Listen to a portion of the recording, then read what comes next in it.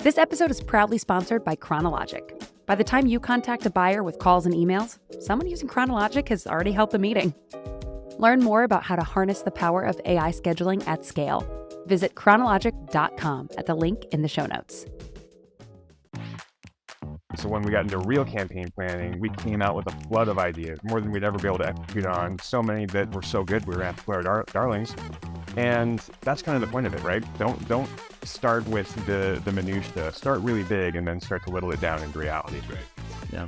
And then when the CRO says, all right, you got 3 months at $100,000, you do that all over again and say, that, but with no resources and no time. Right.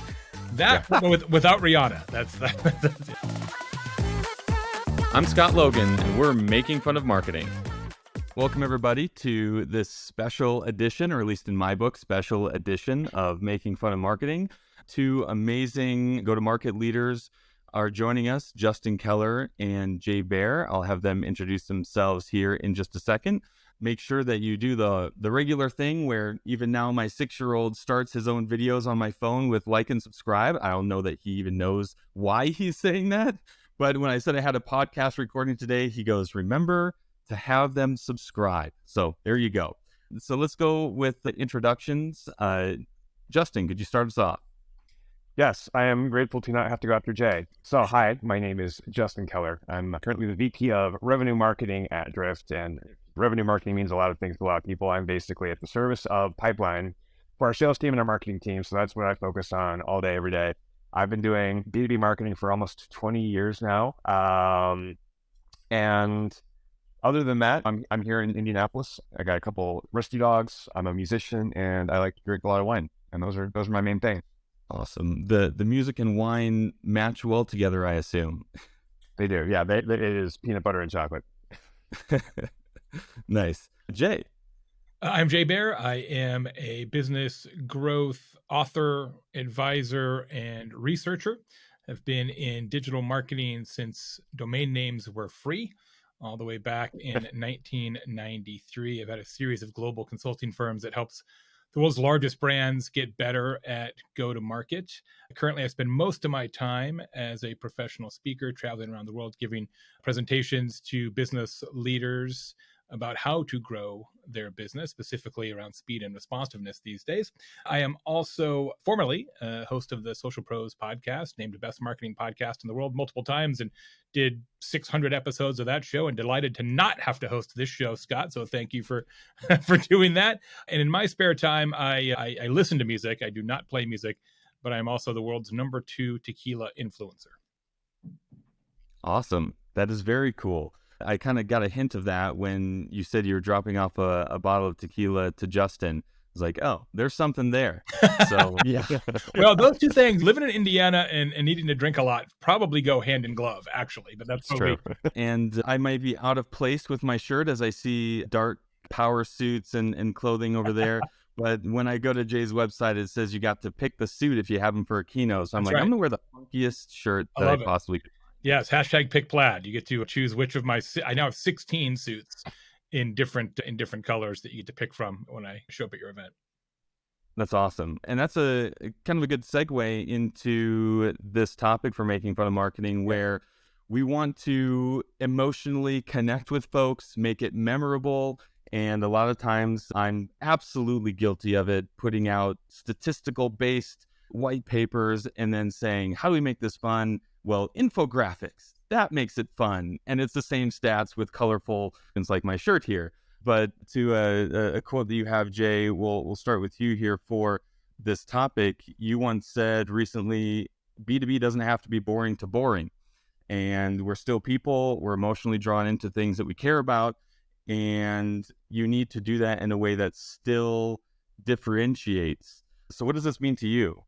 Well, when you think about most B2B marketing is rendered at least partially online. Yes. I mean, yes, there's offline events and there's direct mail and things like that. But a lot of B2B marketing today is online, at least in portion. And consequently, it is governed by some kind of algorithm. It's governed by Google's algorithm or Meta's algorithm or LinkedIn's algorithm or whatever algorithm you select from. But the reality is that every algorithm is tuned the same way, which is when human beings react, you get credit for that. Well, that's Justin, but I guess I would use the word permission to do something that they know they would like to consume. And instead, they take all the fun or differentiators out of that and say, all right, let's execute this in a very narrow band of sort of execution styles. And in fact, the research from Marketing Profs and the Content Marketing Institute this year talked to thousands and thousands of B2B marketers. And 3/4 or maybe even 4/5 of them said that they believe there are scenarios that they are better than their competition at the quality of their content in B2B. It becomes mostly a paid campaign, and that's a tough way to make a living, as Justin certainly knows at Drift. Yeah, and Justin, with Drift has one of the most known brands out there. Coming home from trade shows, even my boys have Drift stickers all over their skateboards, and they had an emotional connection to it. They don't even know what you do or care, but they love it. And so maybe you could give some insights there on that same topic. Yeah, I think coming from the practitioner's perspective, I've had this accidental privilege.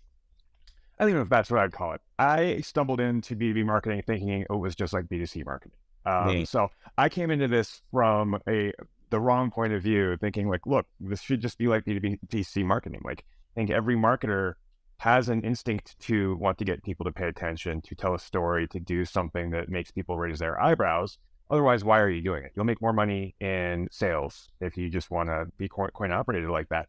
It's not a gamble to do something that makes someone feel. It's not like you're going all in on something where you're either going to make it, you're going to have an awesome quarter a year, or you're going to get fired, right? This isn't a binary thing.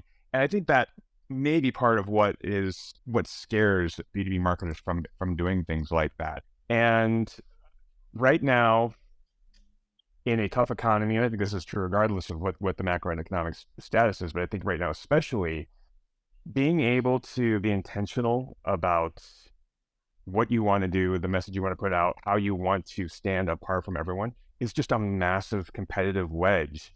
And it costs marketers exactly $0 to embrace it. And so I think that's where marketers need to really understand that if they're trying to gain outsized results, playing the same, we've all got the same tech stack. Jay mentioned, like, we're at the mercy of the internet. The only thing we can really do to be better than the rest is deriving from creativity, individuality, and just believing in yourselves. Yeah, I always think about, like, what's the strategic argument for doing it like everybody else in the category? But yet, I've been in this conference room a lot of times where CMO says, well, I don't want to do it because nobody else does it that way. To which I say, precisely. That's exactly why we should do it that way. But it's like, wait, are we not talking in the same language? Do we not understand what the point of marketing is, right? And I'm glad Justin talked about branding, because it seems to me that so often in B2B, we think that branding starts at purchase, right? That branding becomes like a mid-funnel and below circumstance, right? That branding is a lot of what keeps people renewing licenses and is more of a retention mechanism. But branding starts the first time they ever hear of you, which is usually top of the funnel marketing, which may not even, and in fact, I think a lot of the best top of funnel marketing isn't about your product or service at all. So to that point, Justin, having been on lots of marketing teams, there's tons of creative ideas and amazing ideas that come from the people on the team or even outside of that team, that ideas come to you. And in one situation, I had a white paper that had really great insights. And then we made the creative a little bit more fun and put B, X, Y, Z as, or AF, basically, and put AF and underlined it. And it had way more downloads, and actually from a piece of content, decent pipeline from it. A CEO wrote to one of our executives how offended he was, and we immediately had to take it down. And I'm like, but look at the numbers from this thing. So how politically, or how do you navigate that politically, Justin, when you're in the workings of the scenario you just outlined? If it's me, I'm wearing that as a badge of honor. I'm like, look, this is exactly, people are paying attention to this clearly. And honestly, if you're not upsetting anyone, like, everything you're doing should upset 5% of people. If you're not upsetting someone, you're also not getting anyone to pay attention. Yeah. If everybody likes it, if everybody likes it, nobody loves it. That's just math. Another thing is on the differentiation side of things, Jay, you have a report out that talks about speed, Mhm. and at Chronologic, we're all about the speed of that top of the funnel. There are other things that are differentiating that, say you already have a lot of good content. Could you dive into the speed component of the differentiation? Yeah, I've got a new research report called The Time to Win. You can grab it at thetimetowin.com. I don't even ask for your email, which I guess in and of itself is a little unusual. And what we found in that research is that people care about time and how they spend it more than ever. A pandemic's part of it. We sort of learned that, oh, wait, we don't have any promises or guarantees, actually. And we kind of remembered that everybody gets 1,440 minutes a day, period. You can't buy more, you can't make more. Yep. And consequently, when you are working with customers and prospective customers, respecting their time and being faster than they expect and anticipate is actually a massive competitive business advantage. And it actually works in B2B marketing. There's a example I use in my keynote presentation about this topic from a company called Zeck, Zeck. And they make B2B software for boards of directors. And their contact us form, right? You just an initial inquiry says, put in your email address, we'll get back to you fast, maybe faster than Usain Bolt. I'm like, bro, if you're going to name check Usain Bolt on your contact form, like you better get back to me fast because you are setting up a scenario where if I don't get a response for a day, I'm like, these guys are not the answer for me. So I love it when organizations set expectations that consumers don't anticipate and then can live up to it. And I think Drift is a great example of that. Yeah. Justin, Jay alluded to Drift is the epitome of fast. You're on the website and you can talk to the right person and get the right answers right away. How do you approach that? I think Jay nailed it, right? And that I may be able to restate it a little differently and say that I think one of the reasons the speed is so important and the quality of the response is so important is because it indicates to an interested party that you give a shit. So like that promise, being able to deliver faster than Usain Bolt, right? You're setting a big expectation. If you fail to deliver, you're gonna lose trust, right? So Zach obviously believes that is super important, and that to the visitor indicates that they actually care about me and care about my business. And that's kind of the premise behind Drip, right? Like instant access, get the answers you want, but also like don't rifle through our website if you don't want to. Don't go searching to Google. Like we're here at your service, friendly website visitor, to help you however you want. And I think honestly, all of this goes back to how it started, right? With if a marketer really gives a shit, they want to do something that indicates, look, I care and believe in what my company does. I care about my customers, and I want to make sure I'm representing that everywhere, from the brand impression to how we're responding to an inquiry. Yeah, exactly. The way I always summarize that, and Justin nailed it, is I'm not saying this is good, but I will tell you that it is true. We interpret speed as caring in all elements of our life. I had to get a painter for this house not long ago, and I called 3 painters, as one does. First painter got back to me in 4 hours with a quote. Second painter the next day. Third painter 2 days. Which painter did I hire? The guy who got back to me first, who was not the least expensive, in fact, was the most expensive. But I did not care. Why? Because I interpret speed as caring. Every customer on the planet has the same thing going through their head at that point, which is this. If it takes them a long time to get back to me before they have my money, anybody who's taking the 1 second necessary to open up the Drift interface clearly has a need.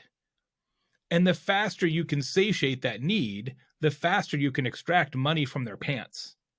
Period. Yep. That's a mic drop right there. That's That's just true. Yeah. And that's why it's so critical in every competitive situation to be first. Right? You don't necessarily have to resolve the issue, but you at least have to touch them back fastest. Back to my painting example. Painter number 2, painter number 3. Why do they think they lost? Price. Probably money. Price. Of course they thought it's price. I've been doing this my whole life. We always think it's price. It's human nature. It's business human nature. It's almost never price. It's literally almost never price, but we always think it is because we assume, well, they don't have a better mousetrap. They're not any better than us. They must be cheaper. Those guys will do it for less. So what happens is the next time there's a painting bid in this town, Painter 2 and Painter 3 drop their price. They still don't get hired because they're not any faster. They're just cheaper. And they're like, wow, it's getting competitive out there. Third time around, they drop their price again. They still don't get it. They're like, I can't believe how inexpensive this guy will paint houses for. He's a fool. And it's only on the fourth competitive bid, when they've given away all their profit, do they get hired. Because at some point, there is a tipping point, right? At some point, the customer says, I mean, geez, if it's going to be that cheap, I'll take my chances on responsiveness, right? When you lose on speed, it is almost always invisible to the organization, which makes it one of the most dangerous games you can play in any business. Exactly. And to relate that to B2B experience I just had, I took advantage of an offer that was emailed to me. At the end of filling out the form, it said an invite is on its way. And I thought, wow, they figured out the chronologic motion without using chronologic. I'm very fascinated to see how they do this. And granted, their speed was okay. It was like at the end of the day that they got back to me, but it was the standard SDR motion. So on the flip side of that, with the advent of AI and AI responses and ChatGPT, and where it maybe is more than just creating a draft for you, it's responding for you. Is there risk there? I don't know, Justin, you want to touch on this first?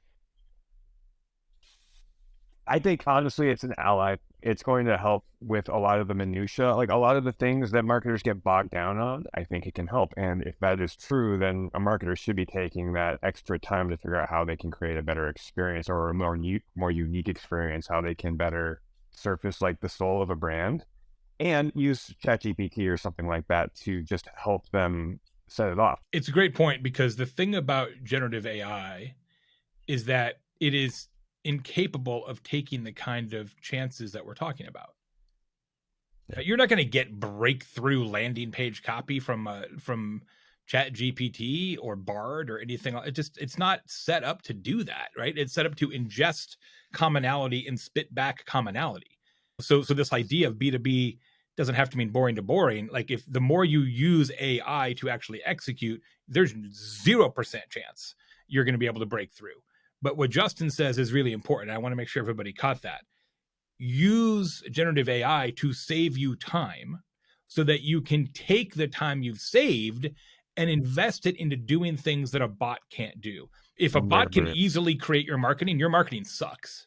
And let's game it out. Let's pretend next GPT, whatever number we're on, 5.0 comes out and is able to generate really cool new ideas. Everyone will start doing it. But then again, now all of a sudden, it's all the same again. Yeah. Your ability to interpret and make it your own is something that I don't think a bot can ever do. I wrote this 5 years ago, and it turned out to be pretty prescient. I didn't mean it to be, but it turned out to be. I said, in a world where everybody owns the same robot, the strategist becomes the king. Yeah. And it's way more true now than it was when I wrote it. Yeah, absolutely. And is there a worry on, when you put these things out from marketing, that sales reps who ultimately always want to have control over everything that you do, no matter what campaign it is, they fear There's that... a podcast in of itself right there. Oh, exactly. They fear that this isn't good. They squash it. They complain all the time. And they read one article. Every salesperson in the world thinks they could be a great marketer if they would have chosen that career path.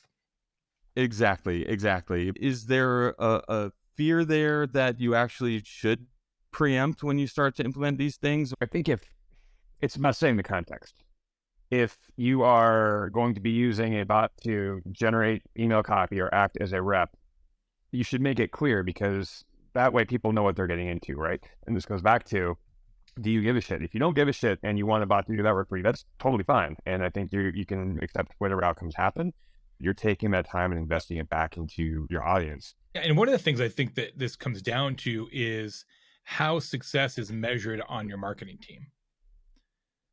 Drift obviously is an advanced B2B marketing organization and measures the success of Justin and his squad based on pipeline, actual contribution to revenue, and those kind of true dollars metrics. But it is astonishing to me how many B2B marketing organizations still largely measure their success by how much stuff did they make, right? Yeah. Volume is not a success metric. But when you have an organization that does feel like volume is at least partially a good thing, the whole idea of generative AI is like amazing for them. Like, oh, you're telling me that now we can make 3 times more blog posts that nobody reads. We can send out 10 times more emails that people delete. I would say it this way. The best marketing organizations make the least amount of marketing because the marketing they make succeeds the most. Yeah. Fully co-sign with that. Absolutely. Yep. In connecting that to the sellers, that's great. Do they then just carry on their way and create opportunities and sell the same way? This is the oldest story in B2B, right? A actual real life example of something that Jay and I worked on together. We had a virtual event that was called Break Shit, right? And it was intentionally about it. I mean, honestly, it's if this podcast could be a 3-hour event, it was just like, how do you just break away from the norm? How do you do things differently? Got really smart people to do it. The name of the event was quite provocative, and to the point where our sales team hated having to promote it. I got a lot. I mean, I was the day before lunch texting my CEO at 7 p.m. saying, "You're sure you're cool with this, right?" And the sales team dragged their heels because they didn't want us to invite, hey, person that I'm in a late stage deal with, we're having an event called Deep Breath Break Shit. I'd like to invite you to. Yeah. That said, though, it was the highest pipeline generating event in company history. It was a mammoth success because exactly like this podcast is trying to get done, it just kind of flew in the face of what B2B was all about. And so it's a tough line to toe, right? You definitely need to be what we were talking about earlier. You're not upsetting anyone. You're not impressing anyone. You got to be doing that. Jay, do you typically see sales folks get energized by that type of thing and they can get behind it? I think one of the things I learned many years ago, doing a lot of work with ExactTarget long before they even got bought by Salesforce, is when you have high level marketing that is intended to break through the clutter, the first audience for that, and probably the second audience as well, is internal, must be internal. Yeah. It has to be sold to the marketing team first, the executive team second, and the sales team third before you ever even utter it outside your building. To go one layer deeper on Justin, your comment about over communicate, one thing that I've done, which throws people from old school, the marketing folks that I bring on board for a loop, but I'll bring sales into the actual planning of the campaign itself. Yep. They feel a part of it. Now, whether they contribute or just sit there or like hoorah it in the meeting, or actually a lot of times they add value to it, that it seems like that's another mechanism where one step deeper, now all of a sudden you have the demand, the of a team and the top rep super stoked. Well, by nature, everyone else is going to be super stoked. Yep. Absolutely. And your byproduct of that is they get to see how the sausage is made. Yep. And they then want to be marketers more. And then they see that 80% of our time we're looking at data and they're like, well, this is really boring, actually. Yeah. And you're about to get fired as well. If you're CMO, like I'm just looking at my watch here. How long do I have left? Yep, exactly. So if you were to, we talked about a few things where make your content emotionally connecting. We talked about the speed component. We talked about bringing new ideas and tying those ideas to sales. Where do you start? Well, this will sound overly reductive, but I think ultimately you start by understanding what is it that they're trying to accomplish. Obviously, people want to grow revenue, et cetera, but there's a lot of different ways to do that, right? Are we trying to create net new relationships? Are we trying to increase average lifetime value? Are we trying to improve retention? Are we trying to cross-sell, upsell current clients into a new set of products and services? It's like you got to figure out what specific behavior do you want specific people to engage in, and then work backwards from that behavior to create something that first builds the emotion. Because without the emotion, without the feeling, the behavior will not follow. So first figure out the behavior and then say, okay, what emotion will trigger that behavior, right? So then you work backwards that way. Nice. Totally agree with that. We just did our Q2 campaign planning. I started the whole thing off with what I call bananas campaigns. And so we broke up into groups. I said, every group has to come up with a campaign. Your budget is $1 billion. You have 2 years to execute on this. There will be prizes for who comes up with the most wildly impossible to accomplish marketing plan possible, right? And so when we got into real campaign planning, we came out with a flood of ideas, more than we'd ever be able to execute on, so many that were so good we were going to have to kill our darlings. And that's kind of the point of it, right? Don't start with the minutia. Start really big and then start to whittle it down into reality. That's right. Yeah. And then when the CRO says, all right, you got 3 months at $100,000, you do that all over again and say that, but with no resources and no time. Right. That, without Rihanna. That's it. Yep, that's great. You can cover the ocean in 5 minutes with a hypersonic jet. You got a rowboat and 3 people. Okay, I'll see you in 3 hours. Yeah. So good. Awesome. So any closing words as we wrap up this awesome discussion? I've worked with a lot of marketers who get really frustrated because they've got interesting breakthrough ideas, but they can't get it approved, or it gets up to a certain level and then it gets squashed. And then they get really frustrated and like, why am I working here? And I can't ever do anything interesting. One of the challenges is, and I think one of the skills of B2B marketers who understand how to break through is A, as I mentioned earlier, understanding how to sell it in effectively internally, but B, taking a big idea and figuring out how to break it into a small piece that you can test. So what can you do to take the CMO's fear away or the CRO's fear away? Can you take this big idea and say, all right, we're only going to do it one day. We're only going to do it on one channel. We're only going to do it for one audience type. We're only going to do it. We're going to basically take every nth and execute it there to prove to you that A, it outperforms what you're thinking of, which is boring. And B, it's not going to create like this firestorm of controversy that you're worried about. And that's a skill, right? To understand how to take a big idea and make it a small idea that you can actually test. And a lot of people say, well, they didn't buy off on my whole campaign where we're going to clone for dogs. And well, yeah, bro, that's a lot. Like you went from boring to like supersonic in like one conference call. Fantastic. Justin? Yeah, I think at this point in most podcasts like this, it's what blogs do you read? What business book would you recommend? Blah, blah, blah. My answer is always like, absolutely not. Other than Jay Baer's books, which I have many of on my bookcase right here, I honestly try to avoid anything as much as possible because that's exactly, everyone is doing the exact same thing again. And you got to find your new ideas somewhere else. And so that's what I would like to just share with the audience is like, look in unexpected places for ideas. Well, if I could just tag on to that for a second. Every time I'm at an event, giving a presentation and somebody says, well, that doesn't apply to us because we're B2B, I want to come across the lectern and strangle them.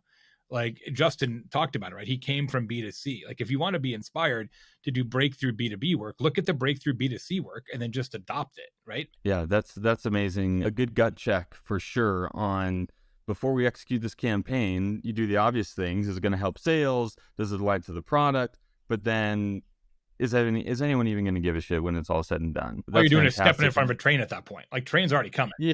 You just like, oh, paid search, jumped in front of a train, right? Like it's not, you haven't created demand. All you're doing is fulfilling demand that already exists. Yep. And the starting small, I think, is fantastic. And setting that as a precedence as a marketing leader to say, we're going to do these small things. It's going to be 10% of our budget, 10% of our work, and then actually executing on it so that the business leaders aren't surprised by it. And your team knows that that next fun project's coming around next quarter. It sets a tone that gives you more flexibility, I think. Almost every B2C brand of note has a 10% experimental budget for marketing, right? Where they're doing, let's do some weird, like whatever. That's why you got a bunch of sponsors on Clubhouse in 5 seconds back in the day, right? And B2B brands don't do that very often, right? They don't keep the experimental, let's just try weird stuff and see if it might work. Exactly. That's great. Well, thank you both for joining. This was super fun and definitely interesting. Got a lot of good takeaways on how to even start this process and then what to do when you're in that process. So that's fantastic. If you want to hear more of our podcasts and listen to this one, go to chronologic.com/podcast and like and subscribe, as my 6-year-old likes to say. And we'll see you next time. Have a good one, everyone. Thanks, Jay. Thanks, Justin. Thank you.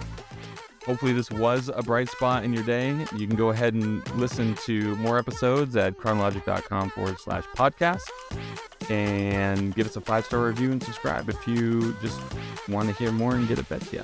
Thank you. Have a great day, everyone.